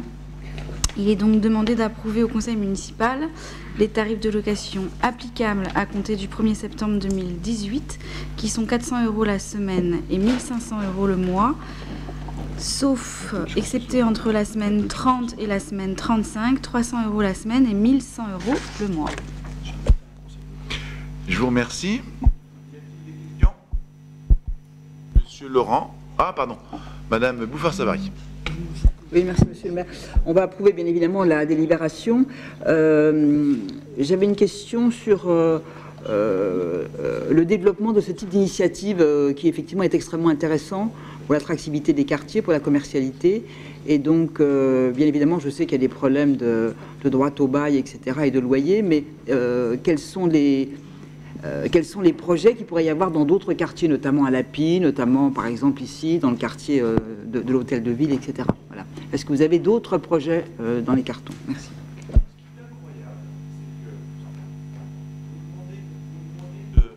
De participer à des commissions pour travailler. Dans les commissions, vous posez les questions, vous apportez les réponses, et quelles que soient les questions posées, quelles que soient les réponses, vous reposez les mêmes questions au conseil. Alors, je pense qu'on va vous redonner la même réponse. Effectivement, monsieur le maire, mais parce que ça me semble. Il n'y a pas de problème, on va se répéter. Oui. Je dis juste qu'à un moment donné, il y a une inutilité des choses. Et ça me semble important que l'ensemble du conseil, effectivement, très bien, sache s'il y a effectivement on va se répéter. Projets en cours. On va se répéter, il n'y a pas de problème. On va se répéter, on adore ça. Madame Camara, est-ce que vous pouvez bien répéter, s'il vous plaît? Merci Monsieur le maire, je vais donc répéter ce que je vous ai dit effectivement en commission, à savoir que nous n'envisageons pas pour l'instant d'ouvrir une autre boutique éphémère. Comme je vous le disais, nous attendons, voilà, ça fait 1 an uniquement que nous avons ouvert cette boutique éphémère. Je pense qu'il faut le temps, c'est-à-dire au moins 2 à 3 ans pour estimer ensuite la suite de cette boutique éphémère, mais ça ne veut pas dire non plus que nous fermons les yeux. Ça s'est bien passé, au fait. Pardon. Et nous mettons de côté toute hypothèse d'en ouvrir une deuxième, ailleurs, bien évidemment, dans un autre quartier de la commune, et comme je vous l'avais déjà indiqué en commission, sur une autre thématique, et notamment sur, pourquoi pas, une thématique pour les artistes, enfin dédiée aux artistes, voilà. Voilà. Donc je salue cette très bonne initiative de la majorité municipale. Je soumets à votre approbation. Qui s'oppose? Qui s'abstient? Je vous remercie. Le point numéro 9, c'est Monsieur Caspi qui le présente. Merci Monsieur le maire.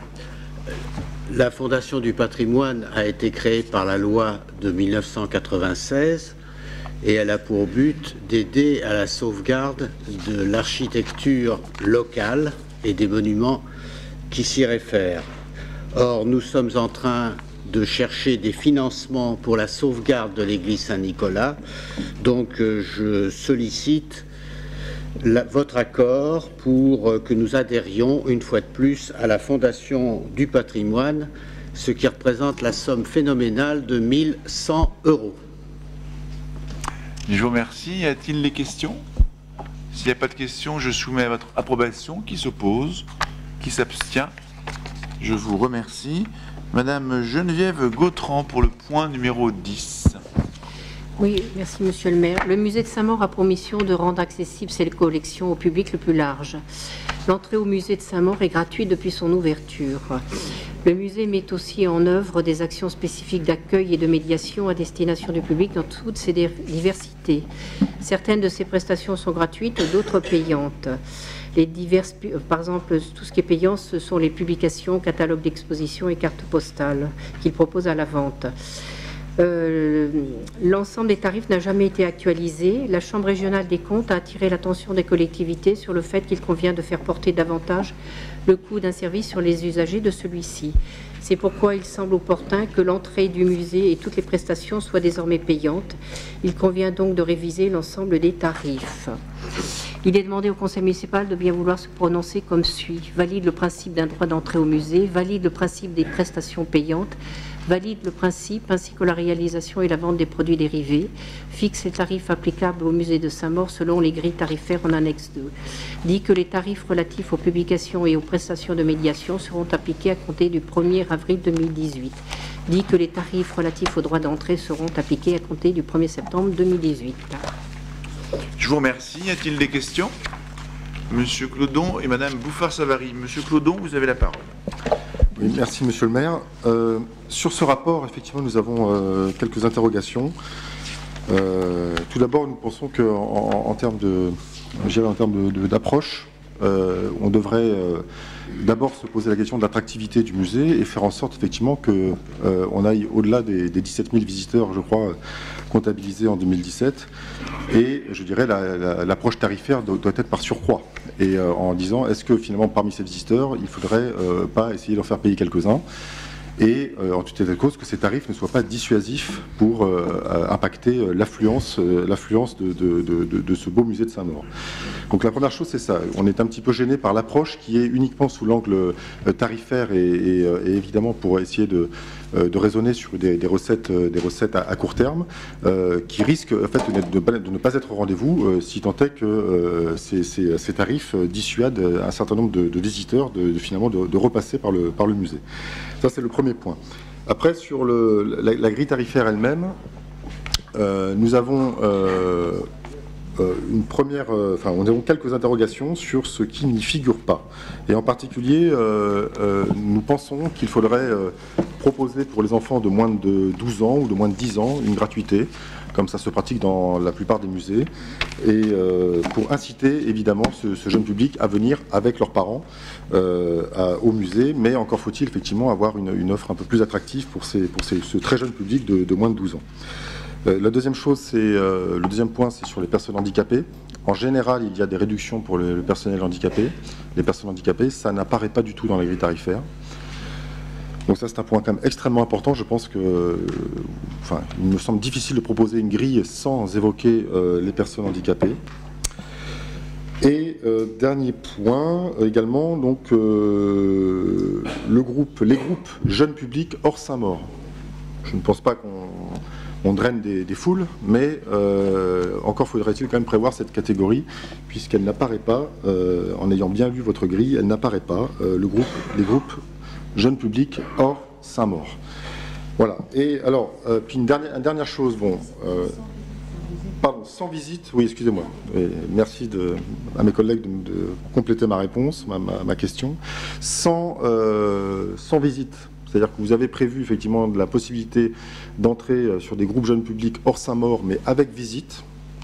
Et on peut tout à fait imaginer quand même qu'il y ait des groupes encadrés par des enseignants qui viendraient donc sur le musée de Saint-Maur et qui pourraient assurer eux-mêmes la visite du musée, professeurs d'histoire de l'art, professeurs d'histoire, etc. Donc pourquoi ne pas prévoir cette possibilité sèche d'entrée pour des groupes jeunes publics hors Saint-Maur? Et ça ferait des économies d'ailleurs, en tout cas ça permettrait de dégager du temps pour le personnel du musée. Voilà. Et puis dernier point sur les goûters d'anniversaire. Bon, c'est une idée, après tout, pourquoi ne pas la tester. Bon, à titre personnel, moi je suis toujours un peu réservé d'utiliser un musée classé monument historique pour accueillir ce type d'événement. Surtout qu'on n'a aucune modalité précise aujourd'hui, et je crois que la question a été évoquée en commission et n'avait pas pu non plus répondre en commission aux modalités précises que vous envisagez sur ce type de prestations. Et c'est pas neutre quand même dans un lieu aussi emblématique que ce musée. Et en fait, la question que je pose finalement à travers toutes ces remarques, je m'adresse à Monsieur le maire, à vous, cher André Caspi, et à Madame Gautran, c'est finalement quelle vision pour ce musée ? Quel projet de musée? Est-ce qu'à un moment donné, vous vous êtes posé la question, alors visiblement pas dans ce rapport, mais peut-être pour un rapport, je l'espère, prochain, est-ce que vous vous êtes posé la question finalement de la dimension artistique de ce musée, de la mutualisation avec d'autres musées, échange, prêt de collection entre musées de même strate, enfin de même type, accueil d'expositions de jeunes artistes qui sont sans doute moins coûteuses que des artistes confirmés. Enfin, toute cette dimension artistique, le projet artistique finalement du musée, qui lui pourrait effectivement essayer de redonner une attractivité à notre musée et à ce moment-là effectivement envisager des recettes supplémentaires. Mais vous voyez, j'ai l'impression que voilà, on a pris les choses peut-être un petit peu dans le chemin inverse, sur le chemin inverse, et en tout état de cause, il y a pour moi quelques lacunes dans cette grille tarifaire. Je vous remercie. Madame Bouffin-Savary. Oui, merci Monsieur le maire. Alors, on va peut-être pas ouvrir le débat sur la tarification dans le monde muséal, parce que on sait que, d'ailleurs toutes les études l'ont montré, le prix n'est pas le seul obstacle à la fréquentation des équipements culturels, ni même le principal. Donc, j'ai une question, et puis qui rejoint d'ailleurs un petit peu ce que disait Monsieur Clodon, et deux propositions. La question, c'est la mise en place de cette tarification est-elle liée à un nouveau projet ou à une politique culturelle en faveur de cet équipement? Effectivement, il y a bien d'autres produits à développer. Ce qui avait été fait cet hiver, je l'avais d'ailleurs mentionné en conseil municipal sur l'exposition sur les ours avec le salon de thé éphémère, était une bonne initiative. Ce sont des choses comme ça, notamment, qu'il faut renouveler. Et une proposition, c'est d'assurer la gratuité à tout public le premier dimanche de chaque mois, comme ça se fait dans la plupart des musées d'Île-de-France, que ce soit d'ailleurs des musées de la ville, des musées d'État ou même des musées privés. Donc ça me paraît extrêmement important, le premier dimanche de chaque mois, c'est ce qui se fait partout. Et puis, deuxièmement, effectivement, on s'interroge sur le tarif jeune, hein, puisque le tarif jeune est à 2,50 € et on demande effectivement la gratuité pour les jeunes. Et également une question que je rajoute, pour les familles nombreuses à 2,50 €, c'est-à-dire que si vous venez famille nombreuse, si on vient à 5, donc on paye 12,50 €, est-ce bien, n'est-ce pas dissuasif pour une famille de venir visiter le musée? Donc une question et... Quel que soit l'âge de l'enfant. Quel que soit l'âge de l'enfant. Une question et donc deux propositions, dont une à laquelle je tiens beaucoup, c'est la gratuité, le premier dimanche de chaque mois, comme ça se pratique partout en Île-de-France, dans la plupart des musées. Merci bien. Monsieur... Madame Gautran. Oui, alors, par exemple, effectivement, je pense que c'est une erreur, un oubli. Nous n'avons pas mentionné le personnel, enfin des personnes handicapées, effectivement, dans les réductions. Alors, groupe de jeunes publics hors Saint-Maur, ils viennent de l'extérieur, pourquoi ne pourraient-ils pas payer? Alors, il y a, je ne peux pas dire beaucoup de demandes, mais quelquefois de villes voisines. Et apparemment, ça ne leur poserait pas de problème. C'est pas... Alors peut-être faudrait-il le rajouter. Qu'est-ce que... Donc pour les personnes handicapées, puis pour les jeunes publics hors de Saint-Maur sans visite, on va rajouter. Alors, vous... Qu'est-ce qu'il a dit? Ah oui, d'accord, ok. Donc on le rajoutera, peut-être que ça fera l'objet d'ailleurs d'une délibération, parce qu'on ne peut probablement pas rajouter comme ça à la volée. Mais donc on reviendra vers vous en rajoutant ces deux points. Alors, vous faisiez allusion, vous portiez votre étonnement sur les goûters d'anniversaire dans un monument historique, mais il me semble que sur Paris, il y a des monuments historiques qui accueillent ce genre de modalités. Visite. Alors, l'avenir du musée de Saint-Maur, comment le dynamiser? On peut vous dire d'ores et déjà que, par exemple, le salon des artistes du Val-de-Marne sera accueilli à la Villa Médicis fin novembre, à la date de leur traditionnel salon. Donc c'est quelque chose d'important puisqu'ils vont tout faire pour attirer des artistes de l'extérieur, des artistes avec un nom. Donc c'est quand même bien qu'ils soient accueillis dans un tel lieu. Pour l'accueil gratuit le premier dimanche de chaque mois, pourquoi pas? Je pense qu'on... Tu n'es pas d'accord? Non, madame, Bon, d'accord. Tu peux rajouter famille nombreuse, on n'a pas pensé à ça. Oui. Pardon. Monsieur Quespi, vous voulez compléter? Non, je suis tout à fait d'accord pour dire qu'en effet, c'est un oubli que nous n'ayons pas indiqué que les handicapés pourraient bénéficier d'un tarif réduit. Nous appliquons pour le musée ce que nous appliquons pour le cinéma, le Lido. Par conséquent, les handicapés font partie de cette catégorie-là. Alors, en ce qui concerne les groupes d'enfants hors Saint-Maur, bon, il me semble que c'est naturel que nous fassions payer ces enfants qui viennent d'ailleurs, parce que dans d'autres circonstances, c'est aussi ce que nous faisons. Je vous rappelle d'ailleurs qu'il y a quelques années, il y avait un tarif à la médiathèque pour les Saint-Mauriens et un autre tarif pour les non-Saint-Mauriens, et que c'est nous qui l'avons supprimé pour établir la gratuité d'entrée à la médiathèque. Donc ça veut dire que nous sommes très sensibles à cela, mais il va de soi que lorsqu'il y a par hasard et très exceptionnellement des groupes d'enfants qui viennent en dehors de Saint-Maur, il est naturel dans ce cas-là que l'on fasse payer, puisque c'est un coût pour la ville et par conséquent il n'y a pas de raison que nous établissions la gratuité. Bon, pour le reste, vous me demandez quel est l'avenir du musée. C'est très difficile d'y répondre.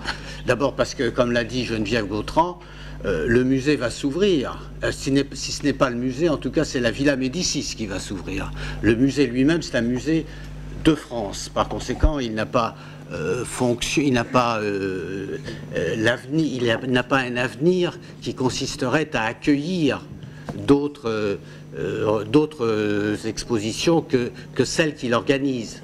Mais dans la Villa Médicis, nous allons en effet organiser le salon des artistes du Val-de-Marne, École de Saint-Maur, je précise bien École de Saint-Maur, c'est important, ce qui veut dire que nous donnons à cette Villa Médicis une dimension nouvelle qui permettra justement d'attirer d'autres visiteurs vers le musée cette fois-ci. C'est-à-dire qu'au fond, il n'est pas question de supprimer le musée comme vous pourriez le craindre, il est question simplement de l'adapter à nos besoins et de l'adapter également à nos possibilités. Et voilà pourquoi nous sommes obligés d'établir une grille de tarifs pour le musée, parce que le musée, ça coûte. Le musée, en somme, il est tout à fait naturel que les gens qui viennent dans un musée payent. C'est ce qui se passe dans la plupart des musées. Lorsque nous aurons résorbé toutes nos dettes, lorsque l'avenir nous sourira, à ce moment-là, peut-être pourrons-nous rétablir la gratuité, mais pas en ce moment. Merci beaucoup. Alors, Monsieur Gaudon, je vois la précision que vous voulez apporter sur le contresens que nous venons d'apporter. Donc, je vous en prie. Sur le contresens et puis sur l'autre demande. Contresens, je souhaite qu'il n'y ait pas de gratuité pour les groupes jeunes publics hors Saint-Maur, bien au contraire. Et je propose même qu'il n'y ait pas de visite associée. Hein, la question qui est portée par M. Claudon depuis le début, c'est pourquoi il n'y a-t-il pas un tarif pour les jeunes publics hors Saint-Maur qui viennent au musée sans prendre un guide du musée. Voilà. Et puis l'autre question, il y a bien les moins de 12 ans. On paye bien. Oui, moins de 12 ans. Donc on paye bien. Ils payent bien. Simplement, ils ne payent pas une entrée avec guide, mais ils payent une entrée classique.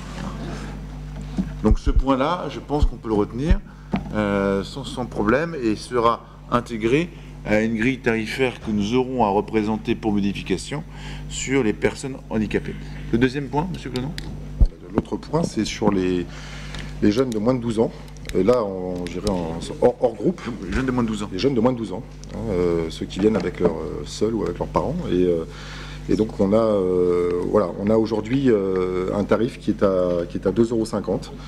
Et je pense que là, si on voulait vraiment, comme vous le disiez, ouvrir à d'autres publics, à d'autres visiteurs cette Villa Médicis, il faudrait qu'on puisse effectivement proposer cette gratuité. Et ça permettrait aux familles qu'évoquait Mme Bouvard-Savary, effectivement, de pouvoir venir en famille avec un coût, une entrée payante, oui, d'accord sur le principe, mais pas trop cher, au moins dans un premier temps.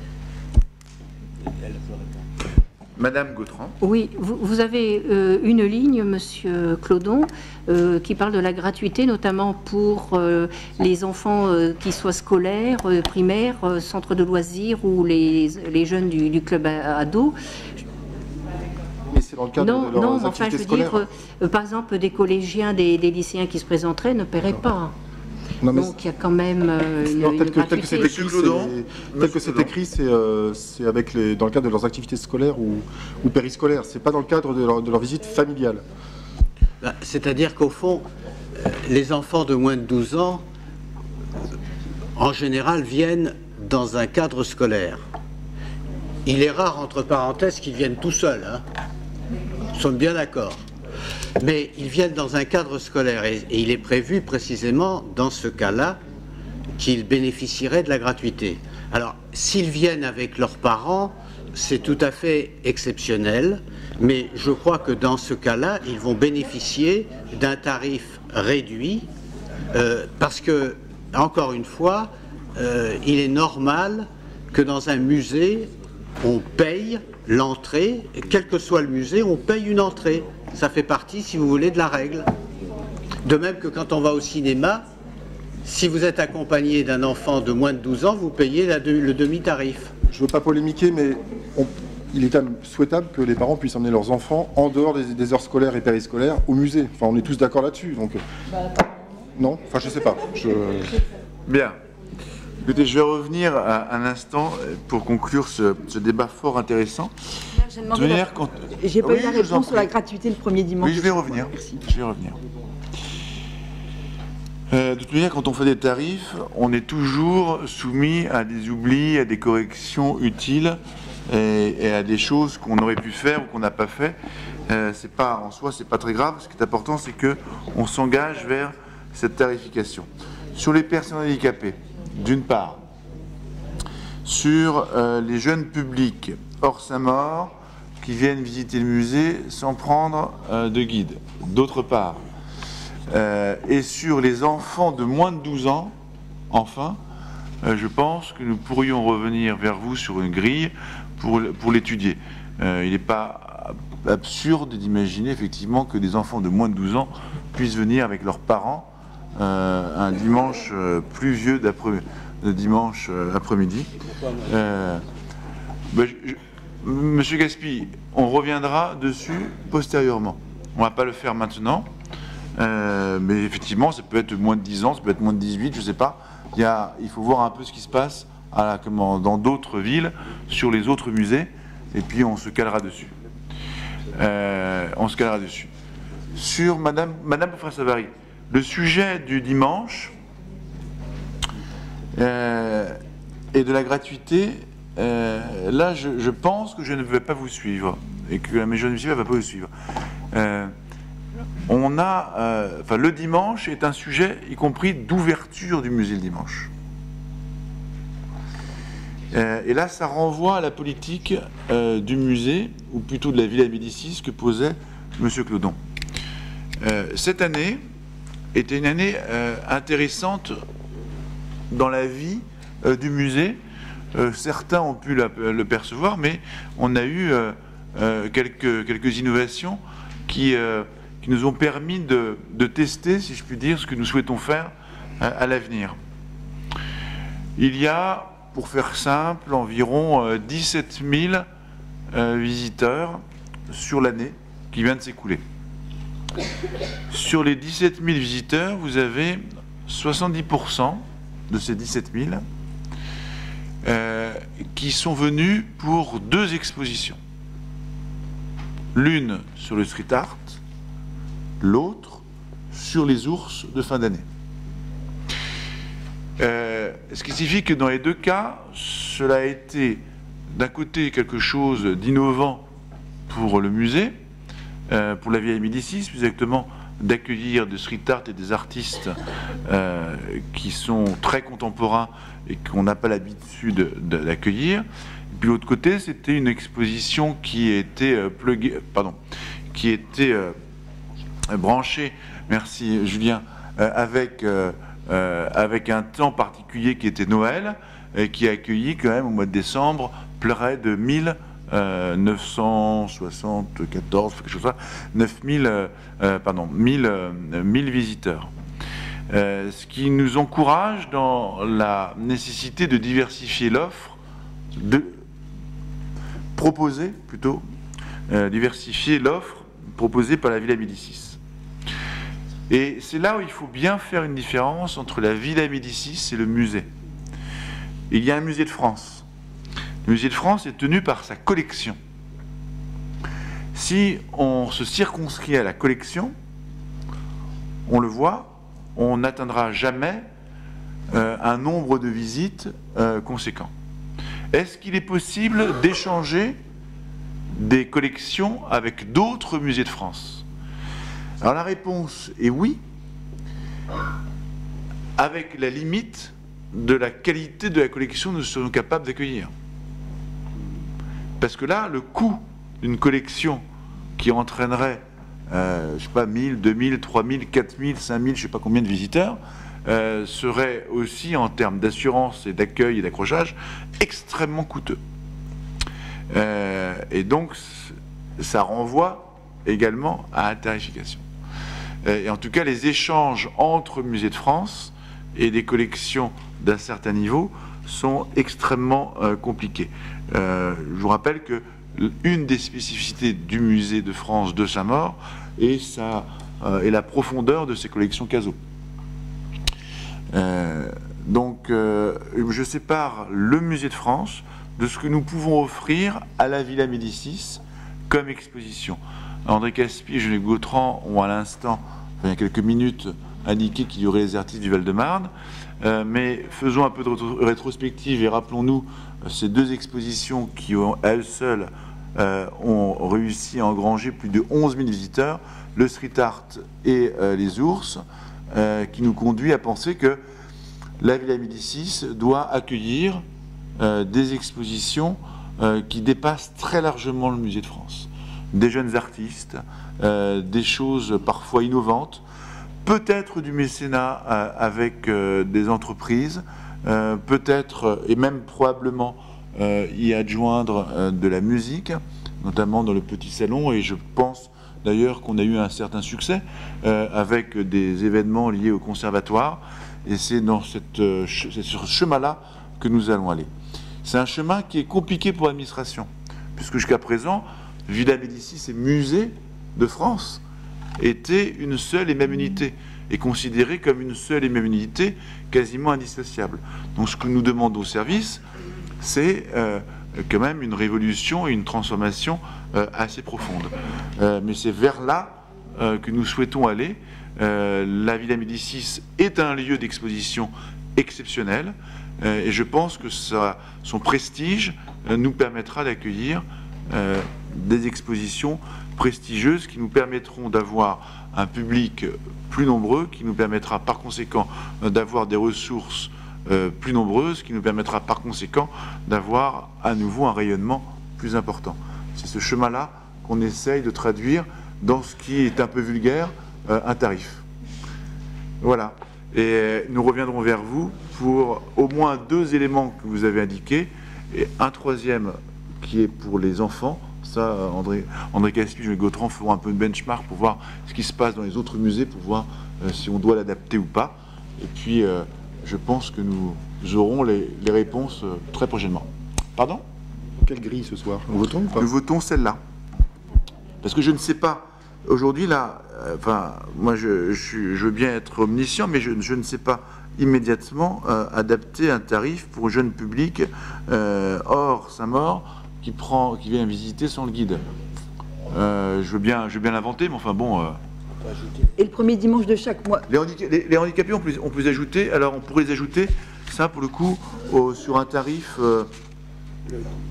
C'est sur la première colonne.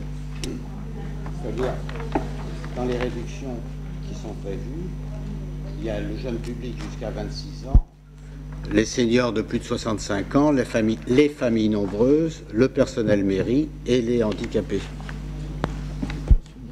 On pourrait les mettre dans ces réductions-là? On pourrait mettre les personnes sur handicap, Monsieur Clodon? Madame Savary? Moi, je reviens sur le premier dimanche de chaque mois. Oui, mais là, comme ça se fait partout en Ile-de-France. si vous me permettez d'organiser le débat, on est sur les personnes handicapées. Est-ce que vous êtes d'accord sur la proposition que je viens de formuler? De rajouter les handicapés, oui, bien sûr. De rajouter les handicapés dans la section de gratuité. Réduction. Oui. Oui. Donc, l'administration, Madame Cuc, c'est ajouté. D'accord? Ensuite, sur le dimanche, je vous ai répondu non. Et... Ça se pratique dans tous les musées de l'Île-de-France. Je vous ai répondu non à l'instant parce que là... Regardez le château de Vincennes, regardez partout les musées autour de nous. Je suis sûr que vous allez au musée tous les dimanches, les premiers dimanches de chaque mois. Oui, j'ai pas, hélas, le temps d'aller au musée tous les dimanches. Les dimanches de chaque mois. Mais je vous dis... Pardon? Parce que j'insiste, excusez-moi, parce que c'est quelque chose qui est extrêmement fréquent. Je veux dire que ce soit le Louvre, mais tous les grands musées, je vous dis, y compris les musées d'État, les musées de la ville de Paris, les musées privés, même le musée Rodin, à la gratuité le premier dimanche de chaque mois. Donc c'est même pas un problème de statut de musée, c'est je ne veux pas dire une tradition, mais c'est une généralité dans l'Île-de-France. Regardez, et puis en même temps c'est une ouverture pédagogique, et c'est pas voilà. Ça me paraît vraiment évident. Madame Savary, je pense que vous n'avez pas bien écouté la réponse que je vous ai apportée. Je vous ai dit que la permanence de l'ouverture du dimanche du musée n'est pas une donnée intangible. Voilà. Et que je pense que les expositions qui auront lieu, et selon les expositions d'ailleurs qui auront lieu, la question peut se poser. Mais la question peut se poser aussi aujourd'hui à équipérimètre d'activité de l'ouverture du dimanche. Parce que je peux si je vous donnais les fréquentations du dimanche, vous apercevriez, enfin quelque chose comme ça en tout cas, que c'est assez faible. Et c'est gratuit. Pour le public. Parce que pour la ville de Saint-Maur, c'est singulièrement cher. Donc voilà, il y a aussi à un moment donné des réalités qui doivent être vues. Oui, Monsieur Clodon. Monsieur le maire, si vous souhaitez que ce soit voté à une large majorité, et compte tenu du fait que vous allez encore travailler à quelques temps sur d'autres compléments, est-ce qu'on ne peut pas repousser au 22 mars l'approbation de la grille, puisque c'est applicable au 1er avril? Est-ce que c'est une proposition de bon sens?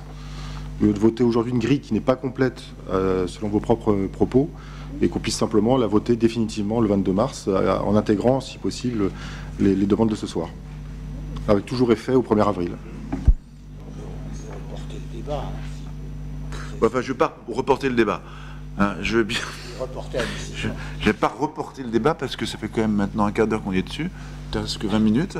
Donc je pense que le débat a eu lieu comme il a eu lieu en commission. En revanche, je suis assez favorable, Monsieur Caspy, si vous l'êtes, et Madame Gautran, à ce que... Pardon ?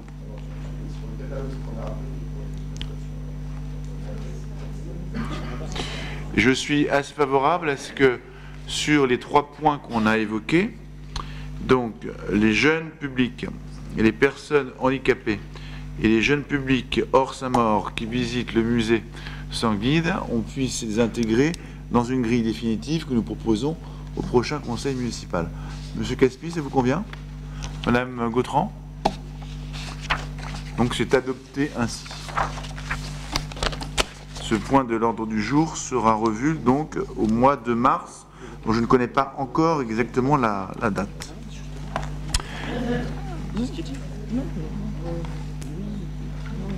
Oui, monsieur Laurent? Vous ne connaissez pas exactement la date du prochain conseil? C'est ce que je viens de dire, oui. Non, mais je préfère le voir bien entendu précisément. Donc, ça sera plutôt 22 mars ou après, c'est ça? Ce sera après, probablement après le 22 mars. Il y a une fenêtre de tir entre les vacances scolaires qu'il faut qu'on organise au regard des impératifs de l'administration municipale aussi. Donc, voilà. On se retrouve le 22 et le 14 avril. Monsieur Dubois? Merci Monsieur le maire. Il est demandé du coup d'adopter une dotation qu'on fait chaque année dans le cadre du festival du court-métrage. Cette année, le festival du court-métrage fêtera sa 15e édition qui se déroulera du 5 au 7 octobre 2018.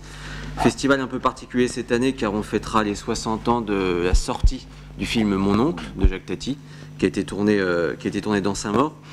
Le festival court-métrage donc a lieu du 5 au 7 octobre. La dotation est la même que l'année précédente. Donc il est demandé au conseil municipal d'adopter cette dotation et d'approuver le règlement du concours.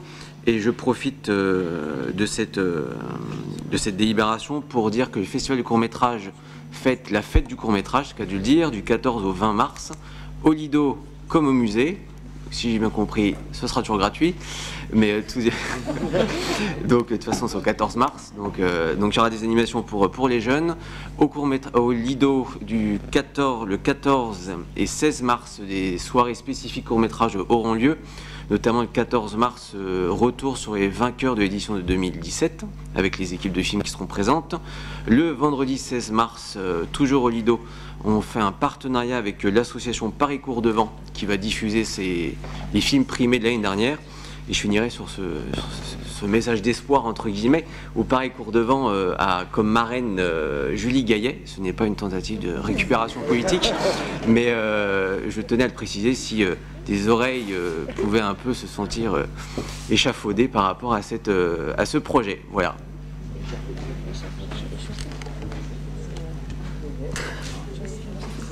Ça crée un enthousiasme certain. De tout le conseil municipal, parce que d'ailleurs tout le monde va voter à l'unanimité. Non. Je l'ignore. Ah.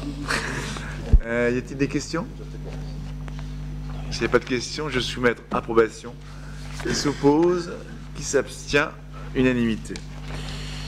L'appel d'offres relatif aux travaux pour la mise en conformité, l'hygiène et l'agrandissement des offices et réfectoires des écoles maternelles Marinville et élémentaire. Monsieur Henri Péteny, vous avez la parole. Il s'agit d'un appel d'offres classique à prix global et forfaitaire, donc pour effectivement remettre à niveau l'office, le réfectoire et le local du personnel qui sont trop vétustes dans deux écoles, donc Marinville et les Mûriers. Et bien sûr, il y a deux lots, un lot pour Marinville et un lot pour les Mûriers, pour un total de 500 000 € hors taxe. Je vous remercie. Y a-t-il des questions? S'il n'y a pas de questions, je soumets à votre approbation. Qui s'oppose? Qui s'abstient? Je vous remercie.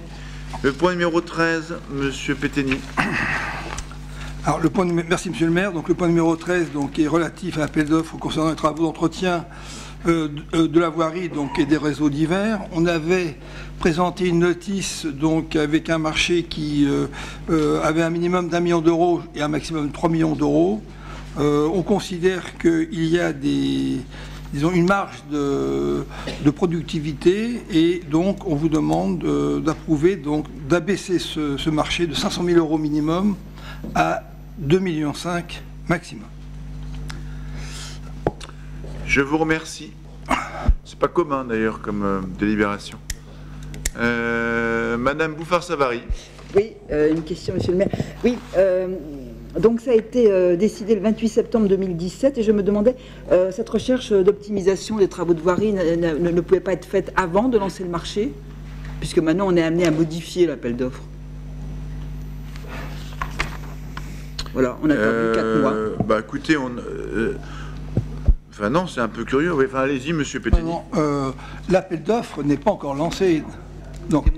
Excusez-moi, mais l'appel d'offres n'est pas encore lancé, donc on a largement le temps de modifier les minimums et maximums. Voilà. Ma question, c'est de savoir pourquoi on ne l'a pas fait avant. Voilà, c'est tout. Parce que, si vous voulez, alors, je vais vous dire très clairement, je ne désespère pas qu'un jour, nous arriverons à faire, pour les travaux de voirie, des marchés à prix global et forfaitaire. C'est une tentative que peu de villes font, mais c'est très très rare. Parce qu'effectivement, en gros, donc, le syndicat des routes s'oppose à ça, parce qu'effectivement, ça ne va pas dans le bon sens pour eux, mais il y a des villes qui le font pour certains travaux très limités. Je pense qu'on peut avoir des gros gains de productivité en faisant des marchés plus globaux et forfaitaires. Voilà. Vous avez des questions? Bien. S'il n'y a pas de questions, je soumets donc à votre approbation. Qui s'oppose? Qui s'abstient? Unanimité. Je vous remercie parce que le gain, hein, enfin que l'on suppose en tout cas, hein, nous permettra de redéployer, j'allais dire redistribuer, de redéployer les montants pour les travaux importants que nous aurons à faire de rénovation et de restauration de voirie post-crue et post-hiver qui seront, je pense, assez douloureux financièrement. Monsieur Pettini, le point 14 est toujours pour vous.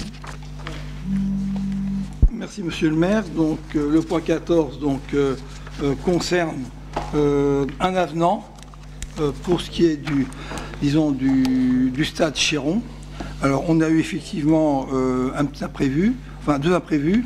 Le premier, c'est qu'on n'a pas pu se raccorder au transformateur qui était le plus proche. L'EDF, donc, au vu du bilan énergétique qu'on lui a fourni, donc, a changé sa position. Et donc, il a fallu se raccorder au transformateur qui est à 335 mètres plus loin. Et donc, faire une tranchée, tirer des câbles. D'où le montant de 103 472 € hors taxe. Et par ailleurs, donc, au niveau donc, des normes, le regard de comptage a dû être beaucoup plus important que ce que nous avions prévu, enfin que l'architecte avait prévu. Voilà. Donc, ce qui fait donc un excédent de 127 697 € hors taxe. Mais malgré l'avenant numéro 1 et l'avenant numéro 2, on reste à uniquement 6,90% d'écart par rapport au prix initial. Donc, on est largement en dessous des 13% que la jurisprudence nous accorde. Je vous remercie. Y a-t-il des questions? S'il n'y a pas de questions, je soumets à approbation. Qui s'oppose? Qui s'abstient? Une abstention. Je vous remercie. Le point numéro 15. Ah, ce sont les arrêtés du maire.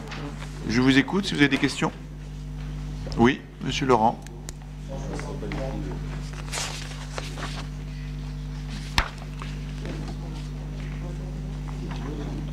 Très bien. Ça, il s'agit du procès-verbal du plan concourant à l'indemnisation. C'est dans le cadre des maisons de quartier. C'est dans le cadre de la vente des maisons de quartier. C'est donc la délimitation de parcelles entre les... Oui, parce qu'il y avait deux propriétaires qui se mêlaient, la SIEM et la ville, et l'OPH. Donc au moment de la vente, il a fallu se séparer pour se rejoindre un peu plus tard. Voilà. Y a-t-il d'autres questions? Vous avez d'autres questions? Je passe au point suivant. Je vous remercie. Le point 16. Y a-t-il des questions? Madame Marie-Pierre Gérard, Madame Bouffin-Savary. Madame Marie-Pierre Gérard, vous avez la parole.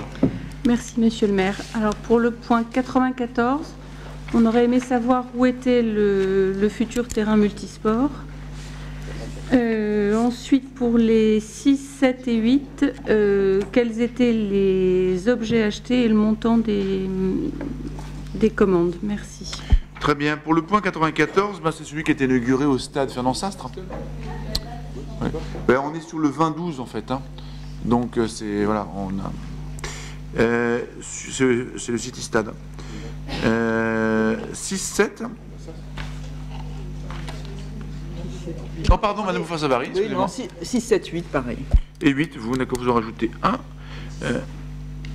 Et 10. Y a-t-il plus? 10, 12. C'est attribué. D'ailleurs, il n'y en avait pas plus en fait. C'est Monsieur Péteni, je vous écoute. Merci Monsieur le maire. Donc le point 94, donc on a répondu. Donc c'est bien le City Stade, donc qui vient d'être inauguré. Comment? Oui, excusez-moi. Donc alors le point 6, 7, 8. Alors 6, 7, 8. Donc ce sont des marchés donc à bon de commande. Hein. Je vais vous donner les montants. Alors, le point 6, donc le montant, c'est 3 035 000. Et donc, le point 7, c'est 3 035 000. Et le point 8, pareil. Alors maintenant, pour ce qui est des lots, alors des lots, laissez-moi le temps de retrouver les annexes.